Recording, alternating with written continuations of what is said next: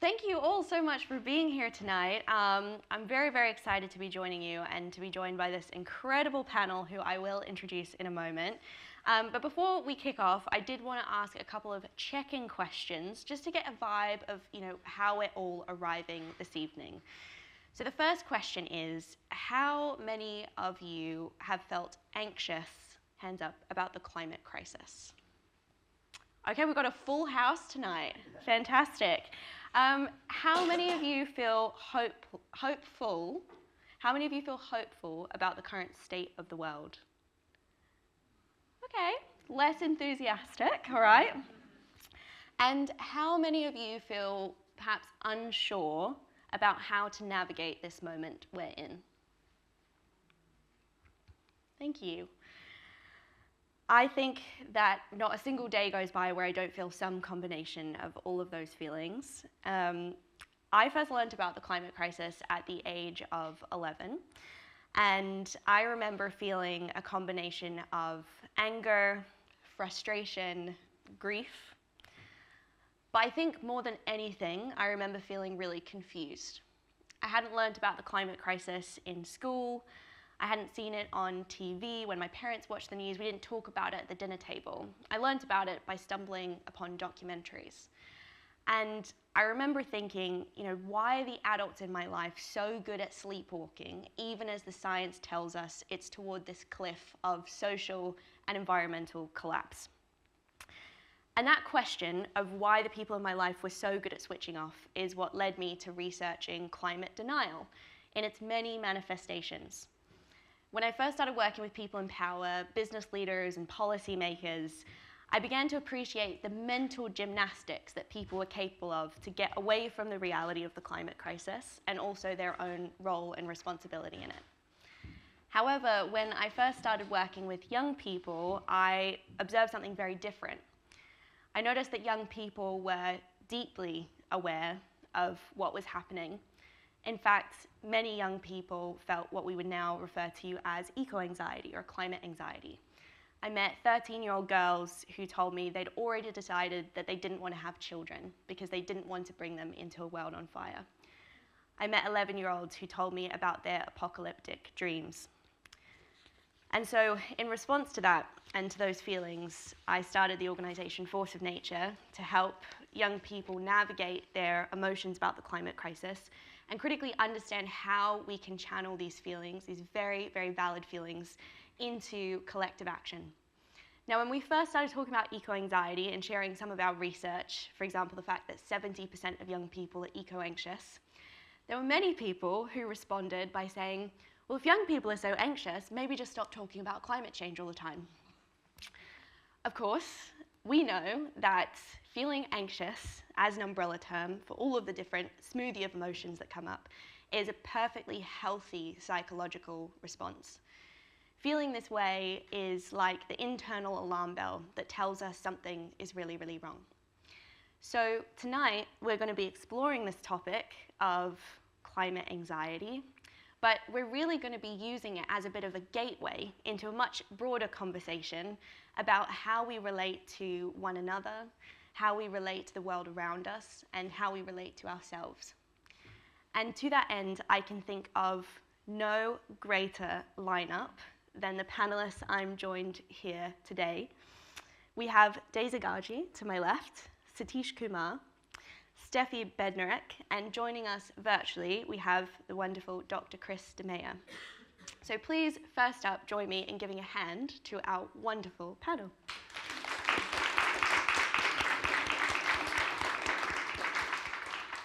Now, I'm going to kick off with some questions to each of our panelists, but then we do really want this to be a conversation. So once we've gone through a few questions, we will be opening it up to the audience.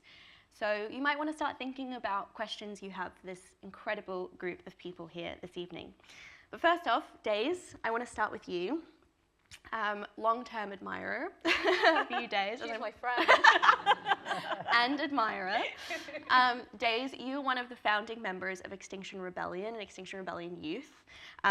You are the co-founder of the Hard Art Collective, and more recently you started an incredible storytelling agency called Speak Up.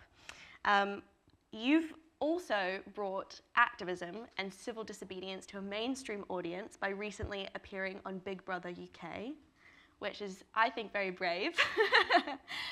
But I think the first time I came across your work and fell in love with you was when you talked about the importance of creating space for our emotions. And you talked about how both love and rage can kind of exist in the same breath. These feelings aren't, mutually exclusive, as we may otherwise be taught. And so I'd love to hear from you, what is your relationship to this subject of kind of eco-anxiety, and what role does it play in the work that you do today? Well, thank you. I'm Daze, by the way, and I'm so happy to be here. For me, eco-anxiety was something that was extremely personal. So similar to you, I grew up in London. I actually grew up facing the effects of the climate crisis without really knowing it. I stumbled on the climate crisis on the internet as well. I was having breathing issues and a lot of health issues, and the doctors didn't really have a solution or know what was going on for me. So I started looking online into air quality in my area, and then found out that I lived less than a mile away from an incinerator, and that the incinerator would burn garbage day and night, and all of us were breathing it in. And then I found out about the effects of this.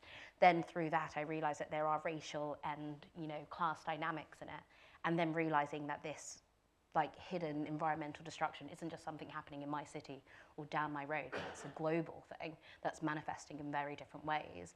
So I ended up finding that out all at the age of 16 and feeling really lost within it, because I didn't come from a family of environmental activists or anyone who really even thought about environmentalism. So it was a very lonely space. And a part of my kind of journey into activism, and I think probably the most important part, was that moment from understanding what was happening and then actually doing something about it. Because for me, it took about 4 years.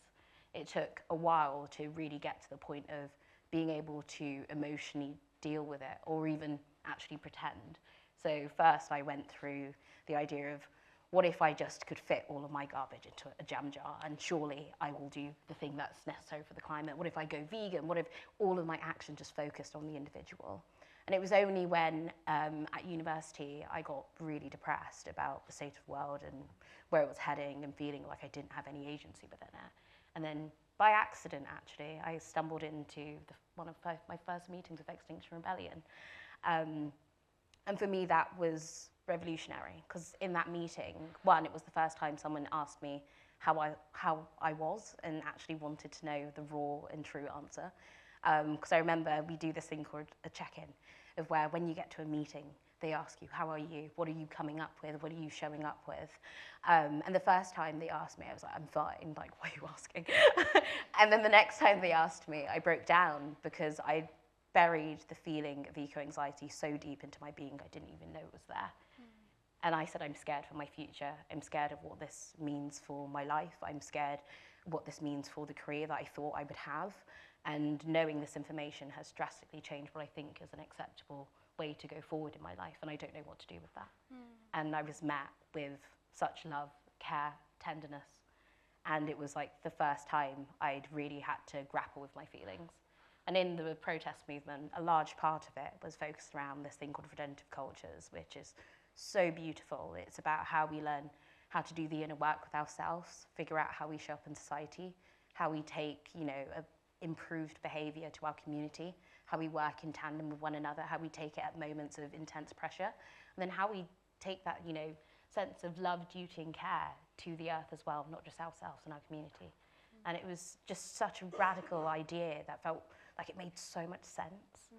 And knowing that and finding that totally changed my life. And when I was in Extinction Rebellion Youth, one of my roles was being the redemptive culture coordinator. And I guess this is where I first came almost to headway with not just my own eco-anxiety, but also the fact that for young people in the environmental movement, there's this, it's a slightly different feeling than what was happening in the adult version of XR, because we were seeing it through, this is the beginning of our lives, and we're seeing this environmental crisis, we're seeing the inaction, and we don't really know what to do. And we're told in society as young people that we don't have agency. So it was like a particularly interesting way. And that's actually when I started working with Climate Psychology Alliance about how can we give support to the young people that I was working with, and including myself as well. And going through that journey, we ended up lobbying the Royal College of Psychiatry to recognise eco-anxiety and to try to create frameworks around it and how we can deal with it. And yeah, that's kind of where, like, you know, these ideas around love and rage, which is very, you know, has a tradition in protest culture. Because for me, love and rage comes from the same passion. It's an expression of the same emotion. And to love something so deeply, like nature, and for me, that was my story. It was falling in love with nature really made me care. But also, because I loved it so much, I was so angry that this was happening. And it felt like a true injustice and something that felt deeply personal. And I feel like a lot of my career has been trying to balance this love and rage, trying to remember why I do this work, remember that even in dark times like this, there is so much beauty that we get to experience, and we're so lucky for it. But also remembering that actually I'm really angry that we're even in this situation.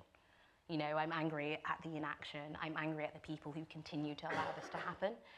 I'm angry, you know, and that also being a very justified like emotion to bear as well. So, you know, it's something that I'm not particularly scared of, having these both things, and they fuel each other. And I think that's the beauty. It's the yin and yang, it's the masculine, the feminine, it's always that duality. And that's a really interesting combination when we allow ourselves to truly feel that spectrum of emotion. It makes us really powerful. Oh, that resonates so deeply. I could listen to you all night, Daze. But something you touched on was the kind of regenerative culture piece, and I think that takes us really beautifully to your work, Satish. Satish, you've been inspiring global change over the course of your life as a peace-pilgrim, as an activist, and also as a former monk. You founded the Resurgence Trust, you co-founded Schumacher College, and for over 40 years you were the editor of Resurgence and Ecologist, an amazing, amazing magazine. Now, I could keep going, as you've had a long and very impactful career, but as someone who has been on the front lines of change for so long, I'm curious to hear from you, what are you currently observing in the world around us in how people are responding to the crises shaping our times, such as the climate crisis or political polarization? Thank you. At the moment, humans are less in charge, and technology is becoming overwhelmingly dominating. And technology is the cause of climate change, because technology needs energy, and that energy comes from mostly fossil fuel. And so we all have to think that, how am I contributing to climate change? Not how somebody else is contributing to climate change. First question is, how am I contributing? And we are all contributing to climate change. We may blame politicians, we may blame business leaders, we may blame somebody else, but we are all participating in that climate change. Now, being anxious is not the answer. And I know lots of young people are very anxious. Being angry is not the answer. I know lots of young people are also angry. We need to move from thinking. Thinking is necessary, but we have to move from thinking. We have to move from worrying about the world, and we have to start acting. That's where, as you said, my life has been. And at this time, we are facing climate change as a catastrophe. In the 60s, we were facing nuclear catastrophe. And the Soviet Union on the one side, and the American and Western world on the other side. And it was kind of like 3 or 4 minutes to midnight, or 5 minutes to midnight. Scientists were predicting a great disaster and catastrophe. So I said, what can I do? Not what Kennedy can do, or Khrushchev can do, or Russia can do, or America can do, but what can I do? And I started to walk without any money from India to Moscow, to Paris, to London, to Washington, 4 nuclear capitals of the world. And I was given by a wonderful woman in Georgia near Tbilisi by the Black Sea, 4 packets of peace tea. And I carried those packets of peace tea as a messenger and delivered the packet of peace tea in the Kremlin, in Palais Élysée, in 10 Downing Street, and in the White House. And I carried that message from this wonderful woman from Georgia, and I said to these leaders in the Kremlin and the White House that if you ever get a mad thought of pressing the nuclear button, please stop for a moment, have a fresh cup of tea. And invite your opponent to have a fresh cup of tea with you. And I think that's a so simple message that everybody can do something. Worrying is not going to solve the problem of nuclear bombs or climate change or any other. Thinking is good, but thinking must be brought into action. And at the moment, quite a lot of our environmental movement is worrying, thinking, anxious, angry, blaming, somebody else do something, and not sufficient action. So I would say my life story is to do what you can. And every one of us have power. Nobody is insignificant. Nobody is powerless. We are all part of the world. And the world is made of each and every one of us. And we don't use our power. So we need to use our power, our imagination, our creativity, and live a life. Like Mahatma Gandhi said, be the change that you want to see in the world. That's the first step. We don't want to be change ourselves. We want the society to change, politics to change, business to change, industry to change, but we don't want to change ourselves. So that's what my life work has been. That start with yourself and then communicate that change. And all the great leaders like Martin Luther King, and I had a great privilege of meeting Martin Luther King. And he was a great communicator. And Mahatma Gandhi, although I did not meet him, but he wrote volumes of books. So communicating has to be very powerful. And so we all need to communicate our ideas, our vision, our value. The communication must come from the living experience, not just idea, but ideas which have been practiced and lived. And so be the change and then communicate the change. And all these great movements, and feminist movement, or apartheid movement, or any movement, they come together when people join together. Join other people. No one person can change the world. No one Mahatma Gandhi could make India independent. No one Martin Luther King make racial segregation come to an end. But they worked together. They marched on Washington, hundreds of thousands of people, and where he gave big speech, I have a dream. But that big speech was backed by and supported by hundreds of thousands of people. So we need to join others. We always want to be ourselves.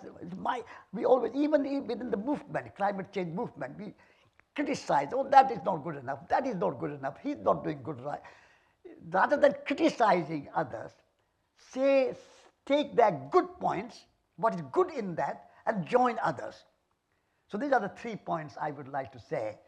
Be the change and learn to communicate. Learn to write poetry, learn to sing a song, like imagine John Lennon singing Imagine, and that one song changed the world, and we still remember him. Armstrong, Louis Armstrong, when I say, how do you do?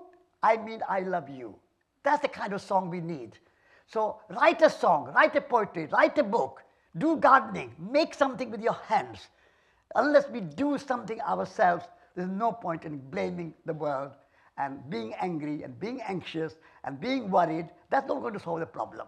So we have to be the change. We have to communicate the change with our powerful voice. Every one of you and every one of us have powerful voice. Learn to speak like I'm speaking to you. Everybody should be a speaker. Everybody should be on this panel. Everybody should have a capacity to communicate. And then join others. Join the other movement. Join Friends of the Earth. Join Force for Nature. Join any other organization that you enjoy. Join Solar Association. Join Greenpeace. Join Extinction Rebellion. Join any movement which appeals to you. Join and do together. Unless we work together, we are not going to be powerful. So these are the 3 points I would like to make. Be the change, communicate the change, and organize and work together with other people to change. And then leave the results in the hands of the universe. We don't have a control over the results. We cannot control when the climate change problem will be solved. We cannot control who will be president of America. We cannot control who will be president of Russia. We cannot control world, but we act. And if we act and we do our best in the offering with a love, as you said, with beauty and love, and a service and offering, without attachment and desire to achieving results. Because we think I'm right and world is wrong. That's not correct way to think it from my point of view. World is as it is. We have to accept the world as it is and do our best to make the world a better place, and then leave the results in the hands of the universe and the future and the children, and hope. Hope is very important. Hope that things will change. That's my plea. Thank you, Satish. I think, yes, round of applause.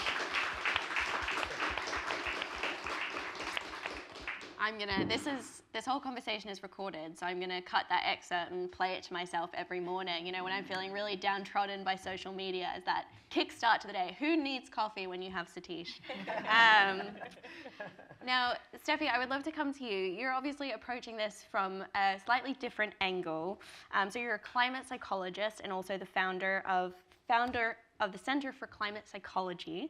And you've worked with individuals as well as organizations to really help them navigate their feelings around the climate crisis and explore, you know, some of the themes that Satish was touching on around kind of action. So I'm really curious, you know, what was your catalyst and motivation for getting involved in this rather niche area of work? And perhaps what have you observed in the intervening years?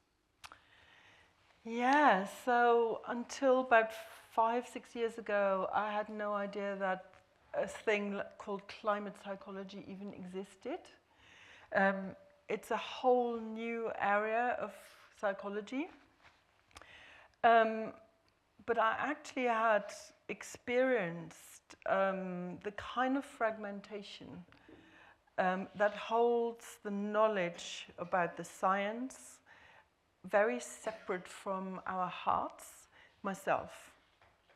So I've been active on climate change since the 90s, since the Rio conference, and I worked for different governments and the Council of Europe, and it was a job. And I felt like, at the time I was younger as well, the world was divided into good work and not good work, into good and bad, into kind of polarities. And I held horrendous information and I protected my heart from it. And that was possible, and I think that a lot of us need to do that. And that was possible for a decade until I had a daughter. And I don't know, those of you who have children, there's this kind of bittersweet thing when they're asleep. And I don't know if you have done that, but I know a lot of parents just watch their children asleep. And so I can pinpoint exactly the moment when the information dropped into my heart. And it was this, you know, sometimes like one of my teachers, Francis Weller, says, grief and love are sisters. When you really open your heart to love, you touch this moment of loss and grief. And in that moment, all of the horrendous information that I held sank into my body. And I couldn't stop crying for 3 months. it became real. Climate change had a face. It lived in my home, and I couldn't forget about it. And at that moment, I tried to talk to people. I tried to talk to family. I'm a psychotherapist. I tried to talk to colleagues, and nobody wanted to talk about it. Nobody. And the people who didn't immediately change the subject or said, oh God, that's a bit heavy, wanted to make me feel better. They wanted to reassure me. And what it did was it made me feel lonelier, because there was nothing to say to make it better. And so that's when I started to write. But for me, there was also an interesting learning, because in that moment of really opening to grief, and I don't know whether you agree, but I think we live in a really grief-phobic culture. We want to be happy and upbeat. We like things rising rather than things going downwards. But something, you know, when you live a fragmented life, also in terms of, you know, I fragmented my psychotherapy work I did consultancy for different kind of big organizations, and everything was neatly put into boxes. And suddenly grief just messed all of that kind of neat little box thing up. And that was a good thing. And so suddenly for me, climate change was no longer an excess of CO2 in the atmosphere. It was as though like a veil opened, and I could see how personal it was and how I was part of enacting it. That it was almost like a daily mundane ritual of going shopping, of eating breakfast, of living in a nuclear family, of having, in the end, sending my daughter to a school system that divides biology from philosophy, from politics, all in neatly little 30-minute blocks, and forgets to put it all back together again. And so it was shocking to feel like it's personal, and I don't know how to not participate in it. And then I asked the question about my discipline itself. So if I participate in it, then what about all the theories and the practices that I have learned about what it means to be human? And that too was like a veil where I thought, oh my goodness, psychotherapy was born at the height of empire. How is a system that is actually self-destructive written into our theories, written into what we think is normal, into how we believe what it means to be human? And that inquiry was shocking, and to start with, I felt really alone with it. But you talked about action, and I didn't know what else to do apart from to write about it. And through the writing, I met other people. And writing is a powerful action. Yes, exactly. That's how people found me. And after a while, there were 34 of us all over the world, so I edited a book. And from that book, other people joined. And that's how I founded the Center for Climate Psychology, where we're asking questions about how our mindset actually is so narrow and focused on what we can measure, what we can see, and how everything that kind of gives life meaning, actual meaning, may be invisible, like that moment of love. And so there's something about how systems thinkers say that, like Donella Meadows says, that it's our mindset that is the most powerful leverage point for systems change. And so if I participate, and if I enact climate change in my daily life, then that's my leverage point. I can change that. If I notice how going shopping, how really mundane things, this separation and fragmentation and compartmentalization of life, is enacting a culture that believes that we're separate from our environment, that I'm separate from you, that the fact that we're here on a panel makes us kind of different, well, then there's a lot I can do suddenly. And yeah, so that's what led me to then start this organization. Very good. Thank you so much, Steffi. Thank That was beautiful. That was beautiful. Thank you. Dr. Christopher, you've been waiting very patiently on the screen behind us. I would love to turn to you now. Chris, you are the director of the UCL Climate Action Unit, as well as a research fellow in neuroscience at King's College London. And I recently had the great privilege of watching you on the TED stage as you gave a talk that is now available online titled "Feeling Stuck on Climate Change, Here's What to Do."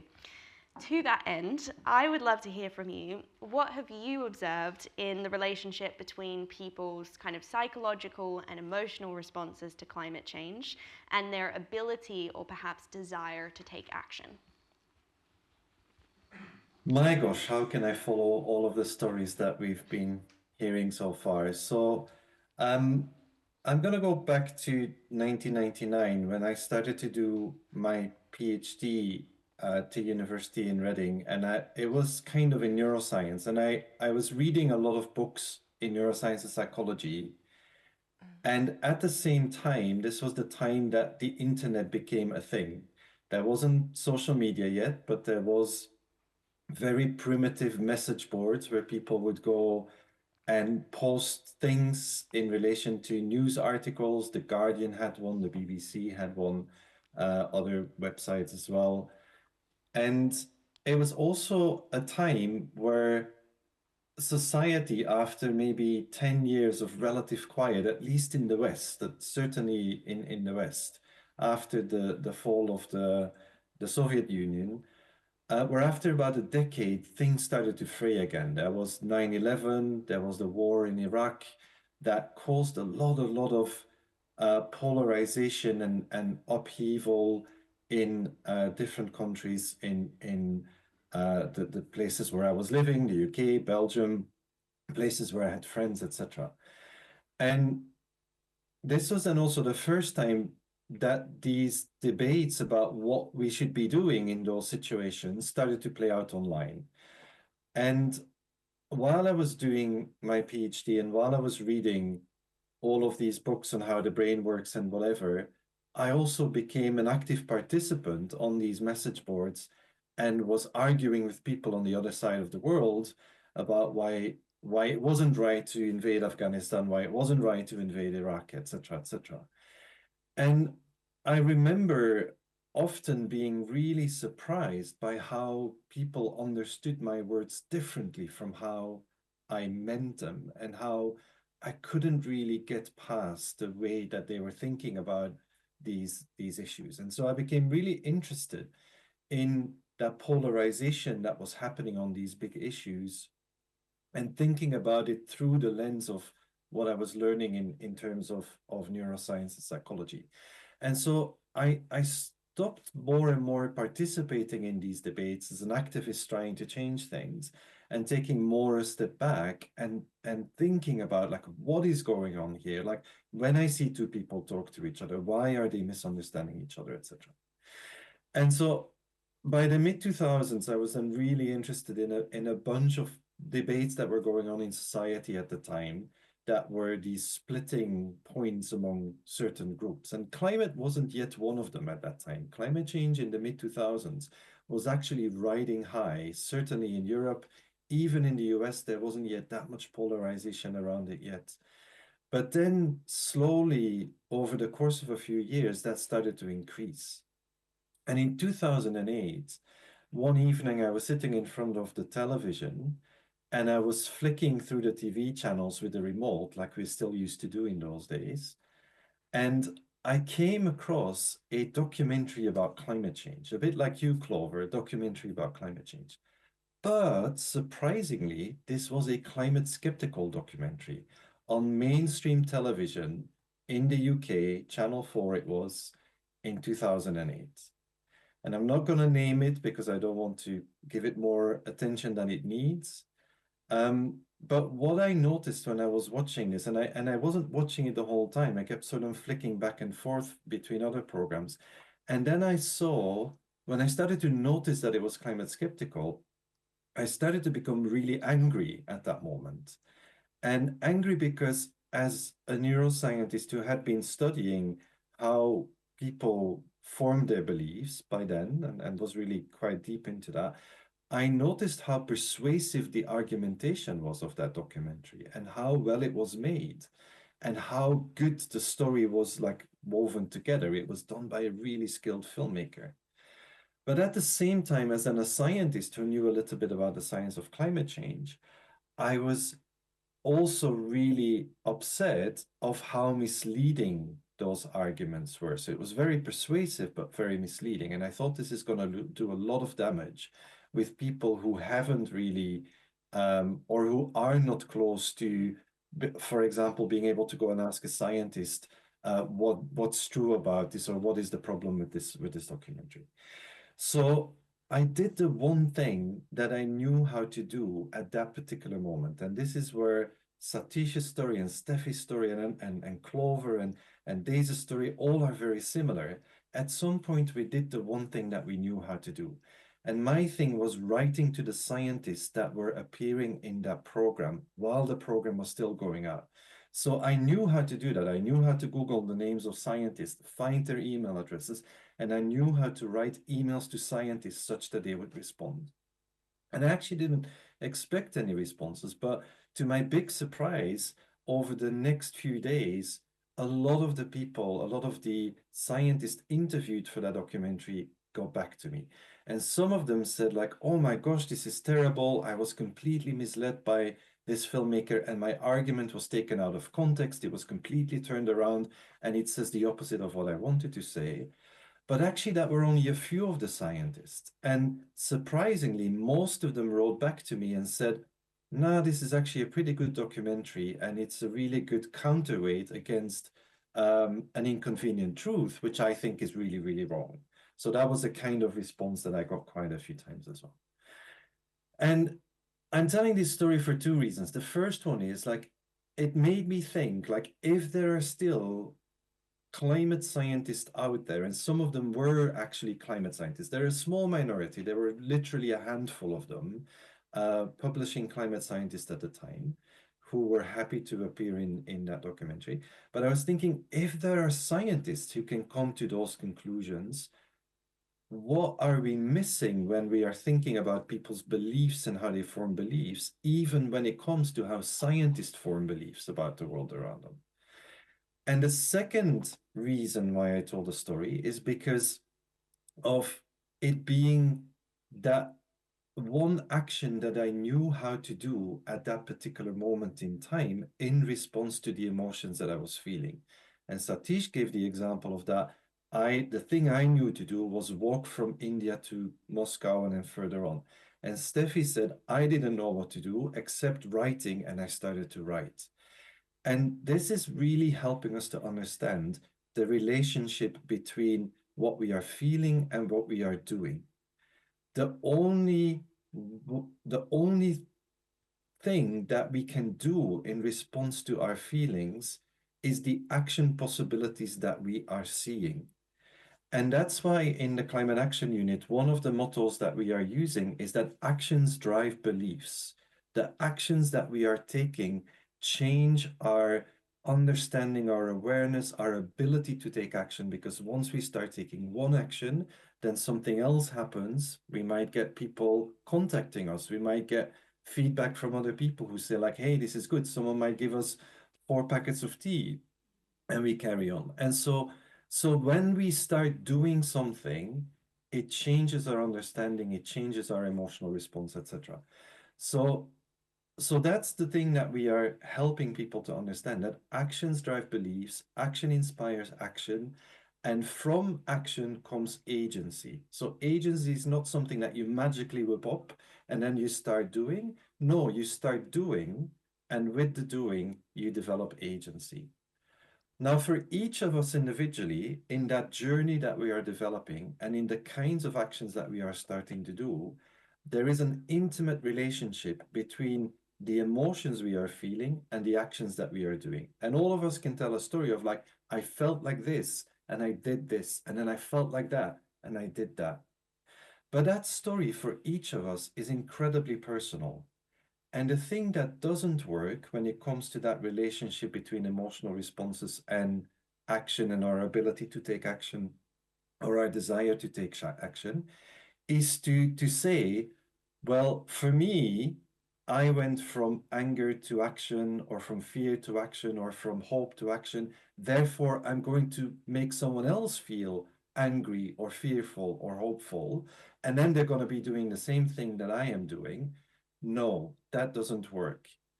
Emotions are very unpredictable drivers of action because one person sees something that is scary, like the documentaries you watched when you were 11, Clover, and takes the journey that you took.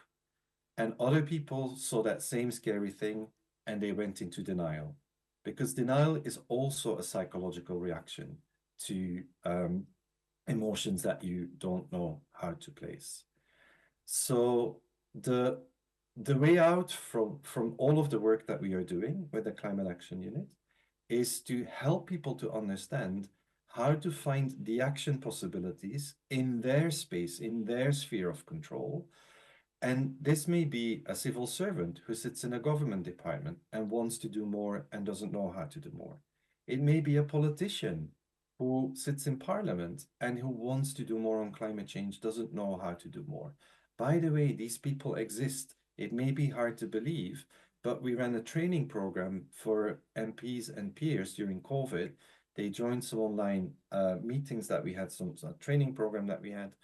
And the motivation for all of the ones who came was that they wanted to do more, but they didn't know how to do more relative to all the other constraints that they have in the job role as an MP. So they have lots of concerns of their constituents to deal with, and balancing those out with their own concerns about climate change, that was the things that they were struggling with. So, in short, put action first. Even when you're stuck, your first action may be talking to someone, asking someone a question, finding someone out. Finding something out, trying to find an answer to a question that you don't have. Even if you're wondering why the people around you aren't as interested or as engaged as you are, or if they're not doing the things that you're doing, then ask them questions. Don't tell them what they should be doing. Ask them questions. And two questions that we use all of the time in the Climate Action Unit is, what keeps you awake at night and what gets you out of bed in the morning? And when you ask these two questions, you really hear what people are passionate about and what concerns them. And that tells you a lot about how you can then help them to find action possibilities that are then aligned with doing good for the climate, doing good for the environment. I'll leave it at that. Thank you, Chris.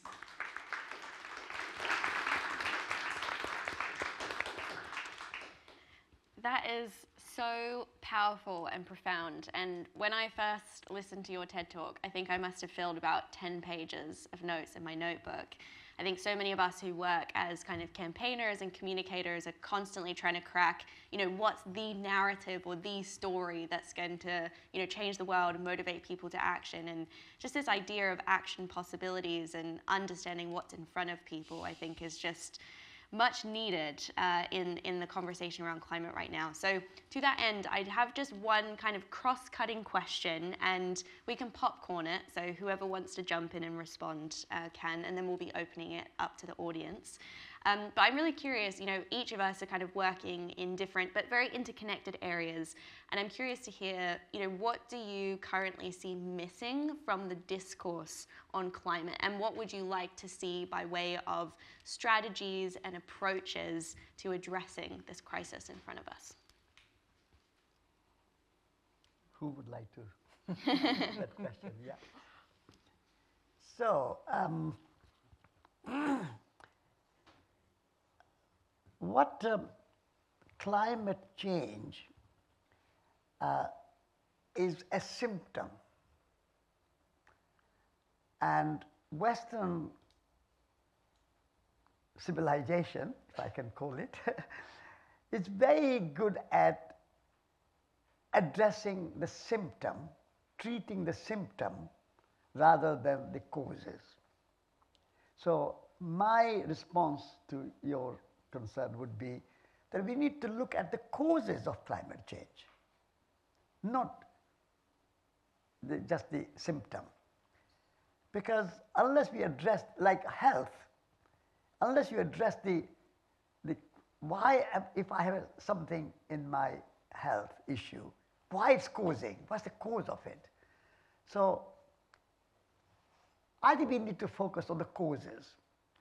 And then one of the big causes, I think, is our obsession in the world, modern world, everywhere, from China to America to India to Africa, is our obsession with unlimited, unconditional, unjudgmental obsession with economic growth. And we don't know where it stops. And that's the cause of climate change. America is the richest country in the world, and still they want more economic growth. Britain is fourth or fifth economy in the world. We are very rich, and still we want more roads, more airports, more big Heathrow, more this, more this. There's no contentment, there's no satisfaction, there's no fulfillment. I have enough. Now I need to have something which does not need economic growth, but needs well-being growth. Growth in poetry, music, art, relationship, friendship, gardening, cooking, walking can grow there without causing climate change. But we want just more roads, more airports, more shopping malls, more Oxford Street, more this. So I think unless we challenge this idea of economic growth at all cost, and even the people who are talking about renewable energy and so on, they say, oh, it's good for the economy. So I would like to say this unlimited economic growth needs to be challenged. And we need a cyclical economy. Whatever comes from nature goes back to nature. No pollution, no waste, no climate change. If we have a cyclical economy. Nature's economy is cyclical.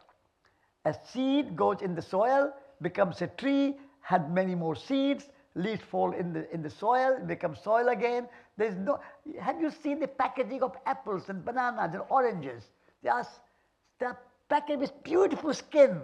You can eat it or you can compost it, and no waste, no pollution. Nature knows better, but we don't understand nature. We think nature is just inferior. Nature is only a resource for the economy. Nature is a means to an end. We need to say nature is life. Nature is our teacher. We have to learn from nature. Economy of nature is the best economy in the world. So my response to your question would be challenge economic growth. Thank you, Satish. We need to sit you down with Keir Starmer. I think I'd go like for to it, come in on that because that's exactly what I see absolutely replicated in how we relate to ourselves as well. We turn ourselves into a success project. And happiness has become this stick that we beat ourselves up with. So there's this trajectory that, everything must rise, including my mental health, or there's self-development. And we get really worried when things go down. So when a depression is bad news, both in terms of mental health and also in the economy. And as you said, that's not how nature works. So if we want to apply ecological principles and tend to life, then actually death and decay and darkness are part of that. Absolutely. And I think we live in a death-phobic culture. And I'm talking both about literal death, but also about metaphorical death. So there's something that actually needs to die. So we know from mythology, we know from lots of stories that we may have heard, even Harry Potter, that when somebody tries to make a life without death, something goes horribly wrong. And so that also includes regenerative culture. So I work with a lot of people who work in sustainability who all, found organizations and they want them to grow and to succeed. And suddenly there's a competition between us all. We're all vying for pots of money and everybody thinks their own project is so incredibly important. And nobody wants their idea to become compost. But that's also a generative act. To say, I graciously become compost that somebody else's idea can grow from. And I allow that to happen. And the only other thing I want to say is, I think this obsession with growth also has something to do with a sense that a kind of emptiness, like we're being told the wrong stories about meaning. There's something that, in terms of what our nervous system is wired for, are really simple things like touch, being with other people, singing together, eating together, cooking together. Creating something, as you said, gardening. There are things that don't cost any money. And there's also something that, as a psychotherapist, for over 25 years, almost everybody who comes into the room has this longing for belonging. Yes. But the culture that I've been socialized into tells me that I don't belong just for being human, I need to earn it. I need to earn a living, and I need to look, as a woman, I need to look a certain way, I need to have a career, power, money. And so suddenly that becomes the wrong story. And I become hungry for something that doesn't actually ever really fill that need for connection. And the more I try and fill this emptiness with these secondary satisfactions that don't have any power to really lodge in my nervous system as something that satisfies me, it's like an addiction. I need more and more and more of it. And even when I've got it, I've worked with some very powerful people in my life. It's never enough. And I have worked with CEOs of global companies that say, I feel powerless. It's never enough power. And so we're looking in the wrong places. But there's this hunger. And I think from this hunger, we do something that is like, we end up devouring the world whilst we're still hungry. And that's a form of addiction. And so I think I would agree with you that we need to find the skills of going down, losing things.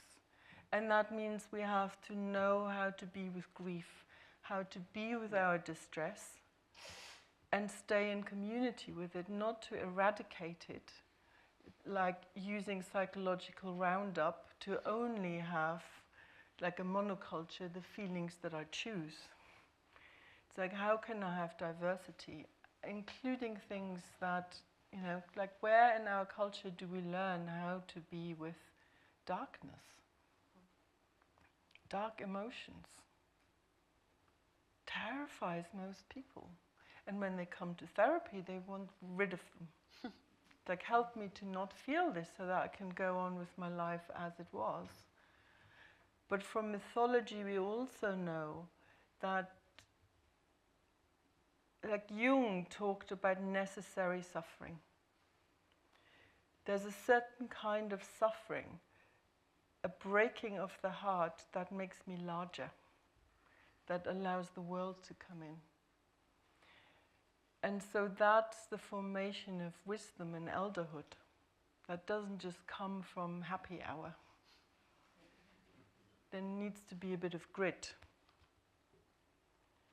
And I think we need, I think we live in a society where we have a lot of old people, olders, not necessarily elders. And so I think we need to create spaces where we help each other to be with necessary suffering. Because I think we're entering a time where we have to live with darkness and loss. And that's not necessarily a bad thing. So that's all I want to say. Thank you, Steffi. You can tell you're a writer, Steffi, because there's such poetry in how you speak. It's beautiful. Daze or Dr. Christmere, would either of you like to jump in? To be honest, I think everything's been said. I agree with both of you. I feel like a couple of years ago, someone asked me, why do I work on the environment? Why do I think the environment is the most important social issue we should face? And in actuality, I was like, the environmental crisis is a moment for us to pause and reflect on how we're living. And that's why I'm so I feel like the environment kind of sits at that as the last frontier for humanity to look at itself and say, am I living in a way that's really of ourselves in service to our community, in service to the earth? And it's the one thing that we can't run away from. And that's why I started working on the environment. And yeah, I do think there is something about this deep void in the culture that we live in that is constantly consuming to try to fill it, and it's not working. And that has to, we have to be comfortable with loss. And we have to be comfortable with trying to rid ourselves of the socialization that that's what we should be doing. And I think it's one of those like lifelong journeys. And, as you go, especially with me, as I went into action, I started to realize I needed a lot less. I was content with a lot more. And there's something about that how do we get people on that journey to have that realization of what actually in essence is humanity, and how do we get closest to the essence of being human again? Because right now we don't think about that. We don't think about how we show up in community. We don't think about how we do action together. We don't think about how we cook together, how we love together, how we dance together. And those are the things that we should be living for, rather than, the physical matter. And we need to get back to that. Thank you, Daze.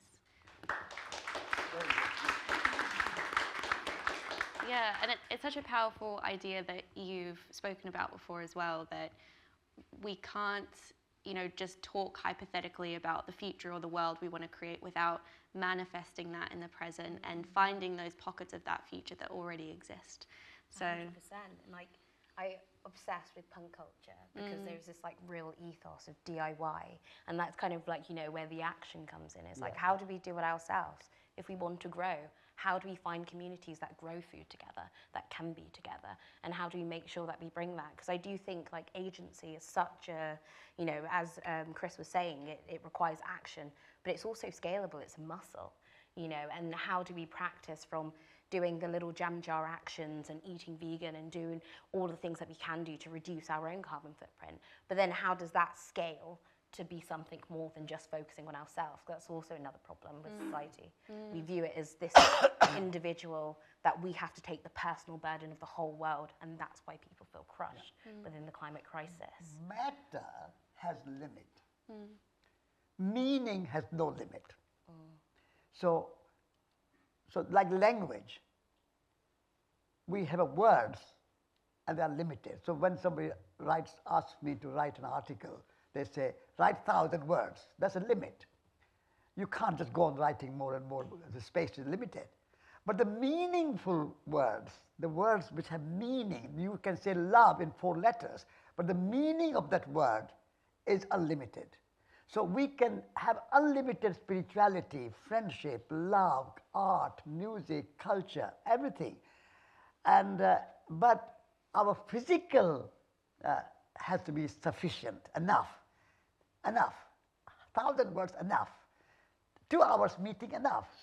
So you can't have a meeting all the time, all the day. So, and embracing the suffering, Even the Buddha, 2,600 years ago, the first principle of life is suffering. We are born. When we born, mother goes through great suffering to give birth to life. And a child is coming out of the birth canal. So pain and suffering should welcome and not say that everything has to be perfect and everything has to be just happy and just like night and day. We need night to sleep. If we had no night all the time, or day, we'll be exhausted and tired. We need night. Dark, come, please, so I can sleep. And so I think we need unlimited love, but limited material possessions. Thank you, Satish. Chris, is there anything you would like to bring into the conversation? Oh, I'm good. Everything's been said. We can all go home now. No, I have been hogging the floor, so I'm very excited to open it up now to our wonderful audience. We have some roving mics, yes, that are going to be coming around. So please do put your hand up high if you have a question, and we will come around to you. So first question is here in the front. If we could get a microphone, please. Thank you. Yes, thank you. Thank you very much. My name is Francisco Diego from UCL. Yeah, I don't want to be very long. I have a lot of notes here, but I wanted to say I fully agree. We deep down, we turn out to the main enemy, which is capitalism, is the economy. Everything is to the economy. The wars, the genocide, the destruction of the rainforest, the plastification of the ocean, the plastification of the air we are breathing. It all comes to capitalism. How do you fight that? And that's the enemy. I mean, there is no escape. So you have to be very strong to do that. You have to unify, as you said, action and unification, but it's extremely difficult. I wanted to say two more things because a lot of people will have to take the microphone. The Little Prince.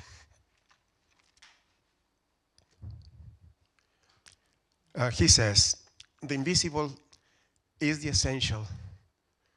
You can only see it with your heart. It's invisible. The essential is invisible, what you say. You only see it with your heart. That's what heart is what the love is what that humanity needs, is love. And the other thing is the Nelson Mandela and Desmond Tutu advocate very much the principle of Ubuntu, the African bush. I am because you are, and you are because I am. I cannot be happy if the others are not happy. That's the principle of solidarity, which is the important thing in this world. And everybody has to be part of that, without taking advantage of the ones that take part of this and the other. No, everybody. Very, very difficult thing to do. Thank you. Thank you. Starting off with an easy question, how do we tackle capitalism? Yeah.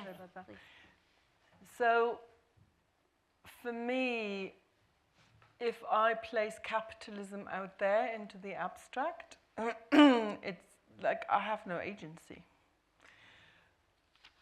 But if I notice how capitalism is in me, how I turn myself into a project, how, like there's as I said before, there's an enactment of something.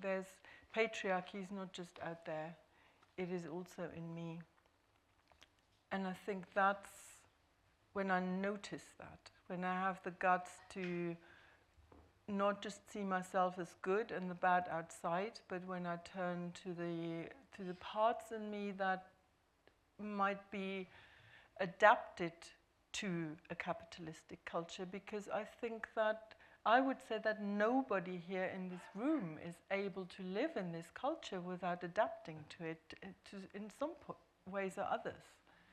And so if we want to change something about capitalism, we need to see where it's in us, because that's where I have agency. And that means that I can't be all good. If I see that capitalism is a self-destructive system, then I have to have the or same with systemic racism. If I want to be the good white person that doesn't have a single fraction of racism in me, then I'm powerless to do anything about it. When I notice the parts in me that I need to pay attention to. And I'm not saying just being introspective. I'm talking about action, but informed by where I actually have the power to change something. So that's what would be my view. Yeah. Any ism has a problem. Capitalism, communism, individualism, Buddhism, Hinduism, any ism. So let all isms become wasms. They were, not they are. Wasms. Because the moment you put ism on a word, you are putting that more important than anything else. So if you believe in communism, the community is more important than the individual. If you believe in individualism, the individual is more important than the community. But there's nothing more important than anything else. Everything has a place. We need community, we need capital, we need individuals, we need Buddha, we need everything, but no ism. All isms, wasms. Can I add to this question? Because I think for me it's particularly interesting because when you look at, especially in this country, the beginning of capitalism as we know it now, it stands in line with the enclosures, which was basically the theft of public land out of common use into, the royals, essentially, and other landowners. And we still see that today. Like, most of England's land isn't actually owned by the people of England. It's owned by the Earl of whatever, and, like, foreign investment. And there's something about land ownership and land access that I think feeds really well into the story of capitalism. And capitalism, in order for it to thrive, especially at the beginning of the Industrial Revolution, there had to be a cultural shift that allowed for it. And that's when you start to see, the ideas in academic around how nature is this, like, innate thing that kind of is here and we're not connected to it, and there's this, like, severing of connection from the human to nature. And I think there's something in that makes me particularly interested in the idea of how do we kind of almost re-indigenize ourselves back to being with indigenous principles around being connected to nature. And that is, like, in some ways, like, one of the almost smallest steps we can take, but also one of the most radical steps, is how do we learn to be with nature? How do we learn to commune with her again? How do we learn to see her as this living being that is being used and abused and exploited? And how do we see that in ourselves, in our systems like capitalism or colonialism? And then how do we do that introspective work to realize, where do I play a part in this? But also know that we can give ourselves the grace to recognize we do live in a capitalist system of where, like, it's all well and good being anti-capitalist, but, like, you got to eat and you've got to, like, have some sort of housing over your head, So it's like, how do I give ourselves the grace as we figure out what is the next thing? And there is something about, like, the radical imagining that also, I think, is this part. A lot of the time, most people can only imagine what is in front of them as an option. And for me, I lived my whole life that way till I ended up in Extinction Rebellion. And watching the manifestation of creation was one of the most beautiful things that could have ever been done to my mind, because I was able to start imagining outside of the square that was given to me by society, by a system that wants to continually grow and perpetuate itself. And there's something about that I also find quite interesting. The solution to capitalism is by creating, whether it's, the material of, the first time I made a dress, I really started to honor where my clothes come from, and I wanted to know so much about it because it's very difficult. It's very skilled work, And, like, getting people starting to create it, starting to create the physical manifestations of things that we need, but also starting to create systems. What could our world look like if we had a different politics? What would our world look like if our politics had the principles of love, of care, of nurture?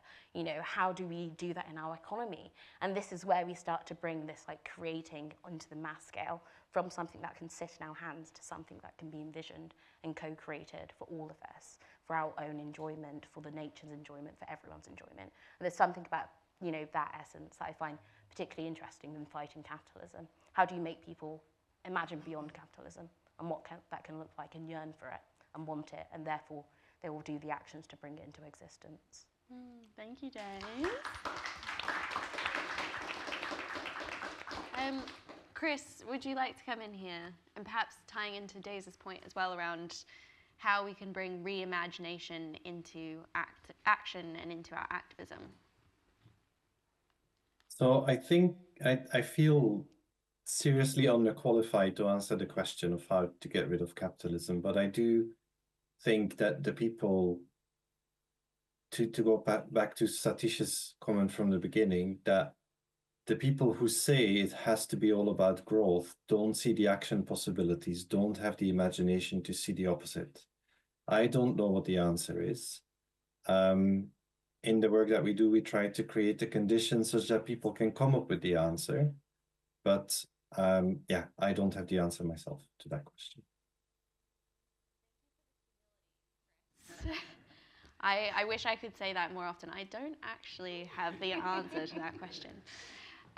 So we have just about 10 minutes left for questions. I know. So I'd invite shorter questions, perhaps slightly shorter answers as well, so we can get to as many people as possible. I'd love to come to you over here. My name. Hello? Oh, yeah. Yeah, you're going to speak right. Thank you. My name is Eyitayo Adegun. First of all, I want to start with the fact that civilization comes with technological advancements, and that's why we're having these problems. Back home in Nigeria, when I was growing up, the youngest of my grandparents lived up to 104 years until the early 60s when we discovered oil, and everybody wanted to take part in it. And then we left the farms where they got fresh foods from. That's just in passing. Satish has said what most of us know, that we are all contributing to climate change, yes.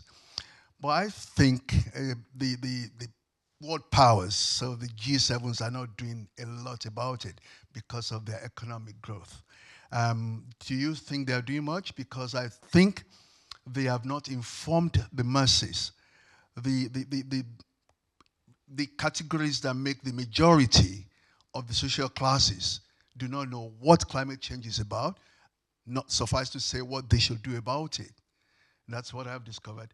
About capitalism and economic growth, I believe that there's nothing we can do about that, because most of the time we cause this economic growth. We want more technological advancements. We want more computers. We want AI. We have all gone Gemini now, and we want more and more, and the push for it will lead them to pushing. I think what we can advise is that we want lower emission so that they can use alternative ways of producing those things that we need. My take. Anyone want to jump in?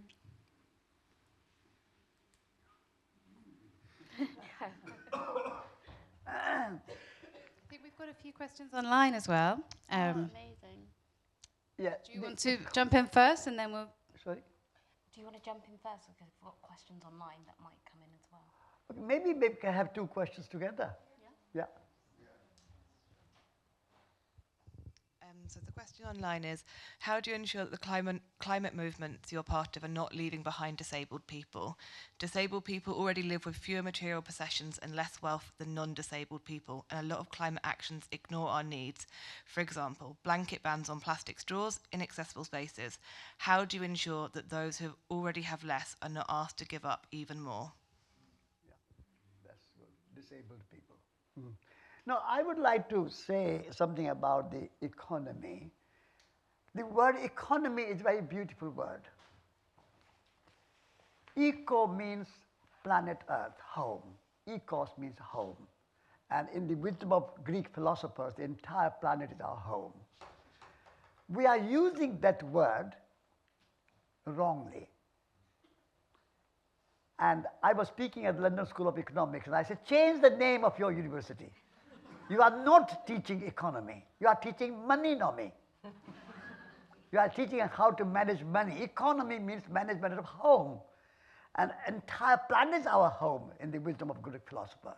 So if we have an economy, there will be no nature. Nature is a life. So we have to change we have to understand the meaning of the word economy. And economy must go with ecology. Ecology means knowledge of home. Logos means knowledge, and nomos means management. So in our universities, like in London School of Economics, they teach economy and not ecology. So you are teaching how to manage your home without knowing what is your home. How are you going to manage something which you don't know? So I think the economy word itself is being misused and wrongly understood. Economy is a very beautiful word, and we need to move from money-nomy, which is money-nomy, management of money. Economy is not growing, money is growing, money movement is growing. So I think that we have to understand, challenge the meaning of the word. That's what I would say. Thank you, Satish. And about the disabled people, I think we have to be humble, like you talk about humility. We all have some kind of disability. We are all have some kind of disability. So we need to have a more caring, more loving, more accepting society. And therefore, if somebody is obviously disabled, they need a bit more care, and more love, and more time, and more appreciation. And I think there has been a change in the last 20 years or so. 20 years ago, there was much less care for our disabled people than nowadays. There are a little bit more care. It's increasing. People are becoming more aware. And we need more awareness about the disability of people. And we need to care for them. Thank you, Satish. I think if I could just jump in on that question as well. I love this expression, not about us, without us. And I think the climate movement, at least in the UK, has a real issue of, being predominantly white, predominantly middle class, predominantly ableist. And I think so often when we've talked about kind of sustainable strategies and solutions, we've often left behind the most vulnerable groups, and even proposed kind of solutions and strategies have placed a disproportionate burden with the people who are already facing, disproportionate challenges in their day-to-day lives. And so when we're talking about climate action, we have to be talking about a just transition and how to ensure that we're centering the very communities and people that are ultimately being affected by the decisions that we're making. So I just wanted to say a big thank you for that question. And Daze, you want to come in on that as well? I definitely want to add to that, because the other side of my work, part of it's climate, but also part of it's democracy. Because as economy is a beautiful word, democracy is a really beautiful word. Demos kratos, people power. And a lot of my work at the moment is focusing on how do we reimagine what politics looks like. And as you can imagine, we really need that imagination right now.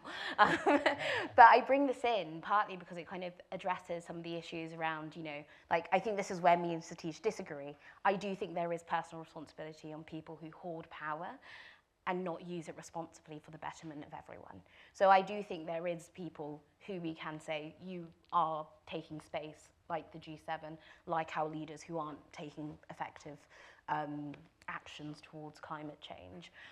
But I think there's something about citizens' assemblies that I think could be the answer, or at least a answer, or at least the beginnings of an answer. So if you haven't come across the concept, citizens' assemblies is an idea of where you bring people together to have a dialogue that teaches them. One, it's picked by sortition, which basically means a really interesting map of what the UK looks like, and then how do you bring it into a smaller group and have everyone represented in the room. So this kind of begs the question to people with disability, people coming from lower income backgrounds, people living on the marginalizations of these conversations, actually having a place at the table. And then two, citizen assemblies are bringing people into dialogue of where we have conversations about what does critical thinking mean, how do we practice it, how do we enact it, how do we make sure that we're getting a full representation of the, documentation that's out there to tell us about a certain issue. So whether that's the academic studies, whether that's personal stories, how do we make sure that we're seeing the whole thing? So I think also as working in comms, a lot of the time you don't recognize that the media is inherently biased. Everything in the media, whether it's The Guardian or whether it's The Sun, it's bias. And we have to understand how do we kind of find our way through this maze of information that does have a skew. How do we, process that? How do we figure that out? And going through the process of a citizen assembly can do that.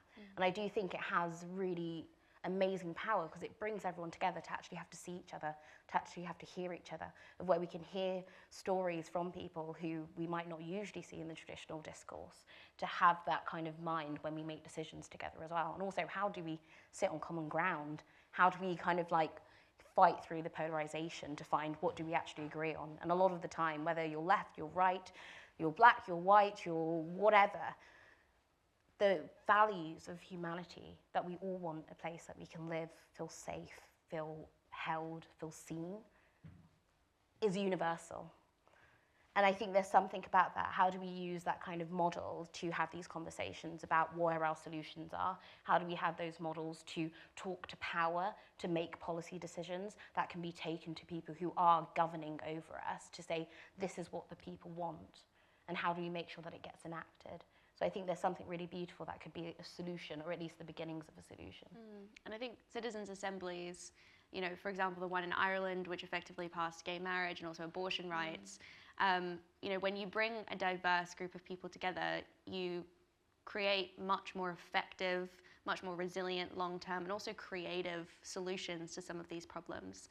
So, yeah, and you learn how to have really difficult conversations. Like, I did a practice of dialogue. So I partly grew up in Skegness, Lincolnshire and Boston, which was the constituency that voted for Brexit the most. So as a black person growing up, partly in London, partly in a very different environment, having those conversations and being able to hold those conversations became almost like a tool. Because I met people who I knew they disagreed with my existence, or at least with me being in this country. But I was able to find a way to have dialogue with them that meant that by the end of it, they had to start questioning where their own beliefs came from. And I questioned where my judgment at, oh, I can't have conversations with these people because I think they're stupid, where that came from too, you know? And there's something about dialogue and having conversation with one another that's really radical. And if we saw each other more, would we make different decisions? Thank you, Daze. Okay, we are going to take 2 more questions in very quick succession, and then we're going to do a speed round of answers. Does anyone? Yes, so we have a question here and we have a question here. So those are going to be our 2 final questions, and then we will have to close for the evening. Hi. Yeah, I work on disinformation and specifically the dynamics of climate disinformation and why it's resonant for people. And we certainly observed that COVID and the pandemic was a real radicalizing moment on environmental issues for a big section of the population, in part because it was very counter to the idea of agency. It was hugely disempowering as a moment where people saw fundamental aspects of their life being stripped away from them and, I guess, escalated up the chain of government decision-making.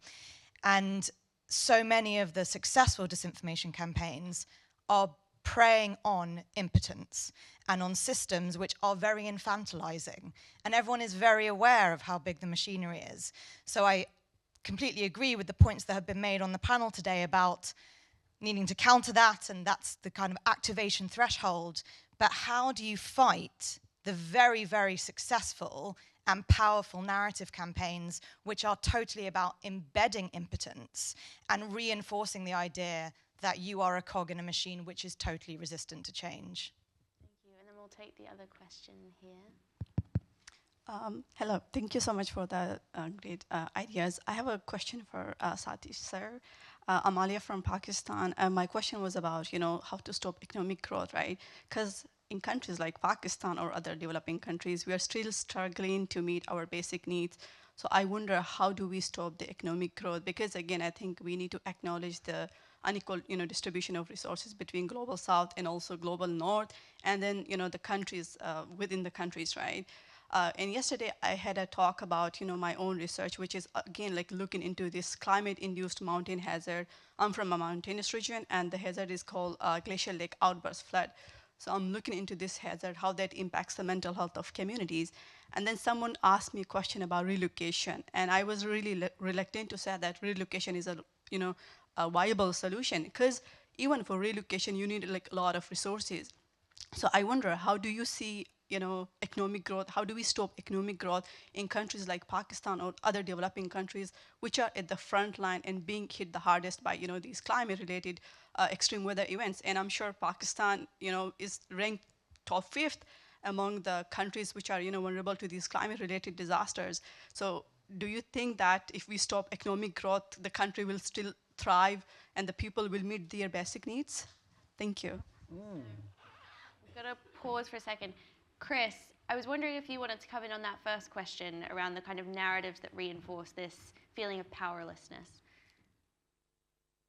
Yeah, so I think this does fall within the thing that I know something about. So it is by providing a better alternative. So from my perspective in the work that we do, one of the reasons why misinformation can spread is because the mainstream narratives around climate change specifically, that's what we work on. So I'll leave the other topics out of this.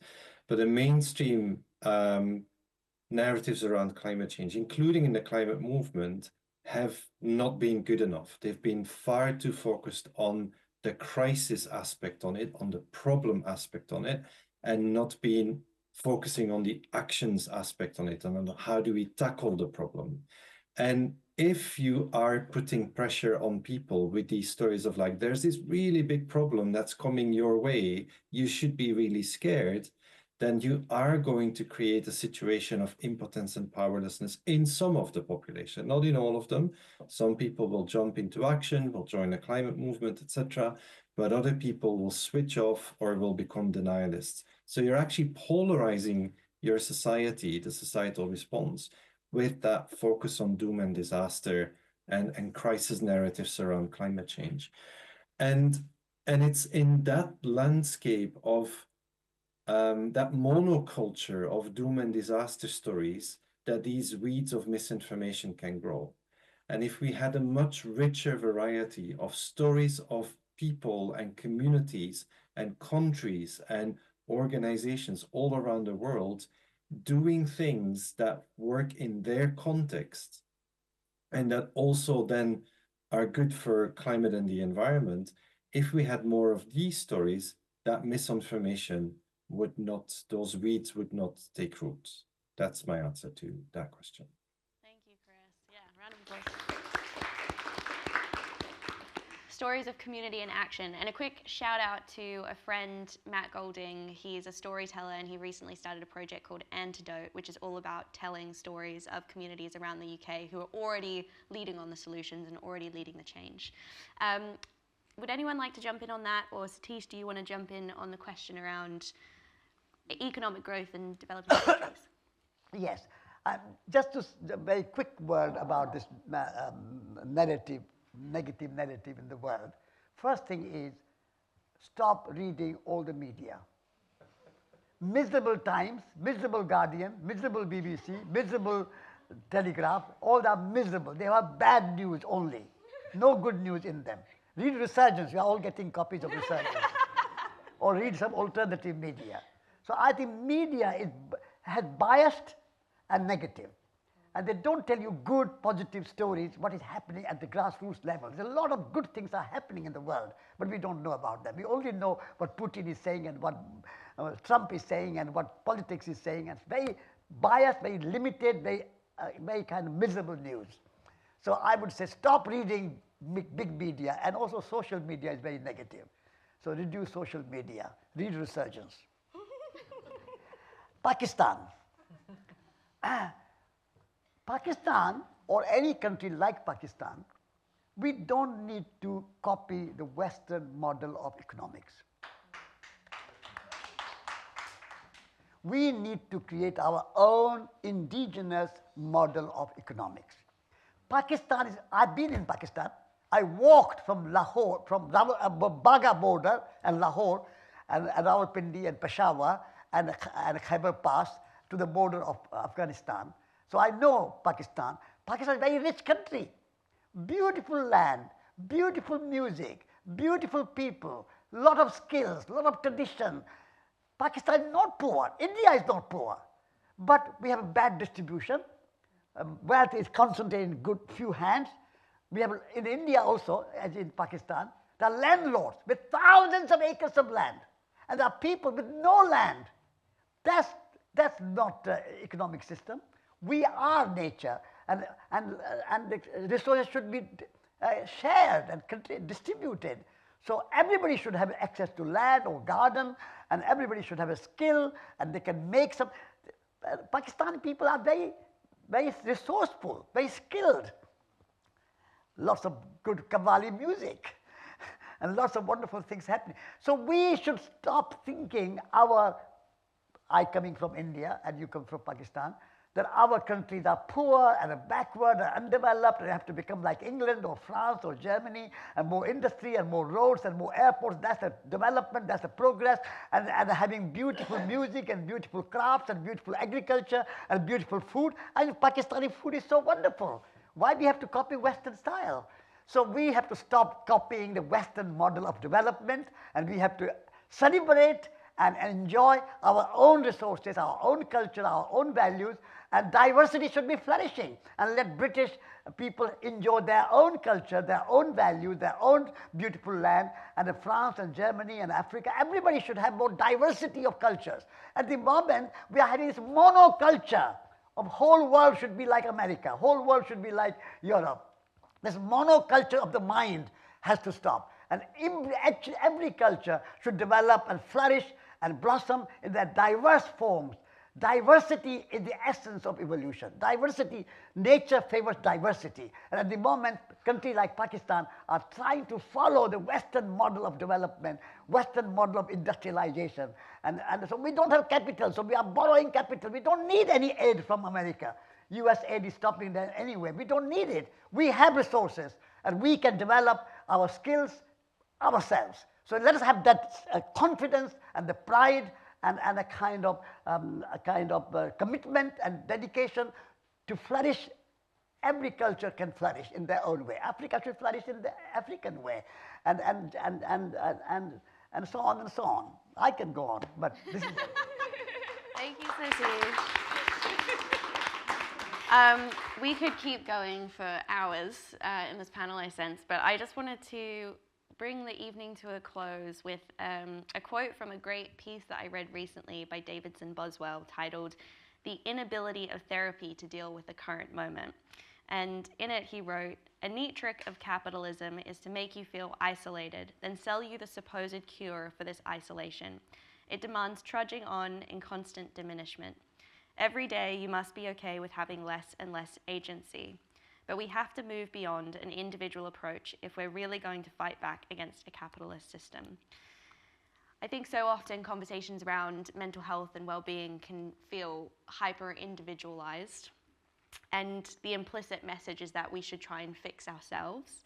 And yet, as we've touched on through so many points tonight, we are operating within a system that is deeply and irreparably flawed in many ways. And the only way we can meaningfully change it is by looking in the face of that reality and by working in collective. And I hope for all of you tonight has felt like a balm, because that's what it's felt like for me. And what I'm taking away from this conversation is that feeling connected to the grief and the anguish is a profoundly human response, as is our capacity to bring in joy and connection and community.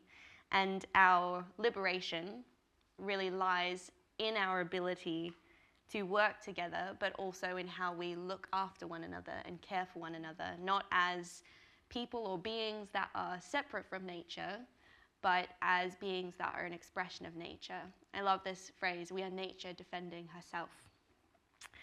So I hope tonight has left you feeling seen and heard and more connected. I've been asked by the Science Gallery team to invite you to come back later in the week and check out the amazing exhibition that is upstairs if you haven't already. And there's going to be another session like this evening's called Vital Systems, which is on the 13th of May. With that, I would like to thank our amazing and generous host, the Science Gallery London and King's College London. I would like to thank our fantastic interpreters who have been hard at work over here. Thank you so, so much. I would like to thank you all for being here this evening. And of course, I would like to thank this incredible, incredible panel. Thank you.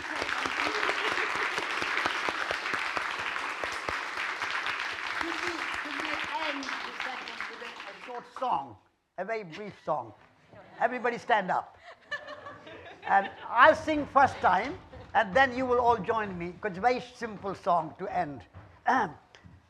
It's about beauty, and it's originally comes from Navajo culture, American Indian culture, and translated by Ted Hughes, a wonderful British poet. And the song goes like this. I walk in beauty before me. I walk in beauty behind me. I walk in beauty above me. I walk in beauty below me. I walk in beauty all around me. The whole world is beautiful. The whole world is beautiful. The whole world is beautiful. Ho! Everybody join together. I walk in beauty before me. I walk in beauty behind me. I walk in beauty above me. I walk in beauty below me. I walk in beauty all around me. The whole world is beautiful. The whole world is beautiful. The whole world is beautiful. Ho! Thank you. Everybody go home. You have one mission in life, create beauty. That's it. That's all the message of this evening is go and create beauty. Beautiful words, beautiful thoughts, beautiful food, beautiful love, beautiful everything. And you are all beautiful. Thank you.